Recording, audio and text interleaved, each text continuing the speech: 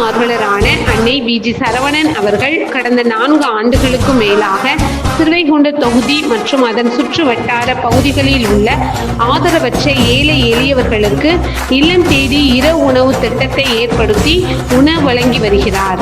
இந்நிலையில் தமிழக வெற்றிக் கழகத்தின் ஐம்பெரும் கொள்கை தலைவர்களில் ஒருவரான சமூக ஆர்வலர் அஞ்சலை அம்மாளை கொள்கை தலைவராக அறிவித்ததன் ஏற்பால் தமிழக வெற்றிக் கழகத்துடன் இணைந்து தமிழக வெற்றிக் கழக தலைவர் தளபதி திரு விஜய் அவர்களின் ஆசையுடன் கழக பொதுச் செயலாளர் அண்ணன் புசியன் ஆனந்த் அவர்களின் வழிகாட்டுதலின் படியும் மதிய உணவு மற்றும் இரவு உணவு திட்டத்தை ஏற்படுத்தி உணவு வழங்கி வருகிறார்.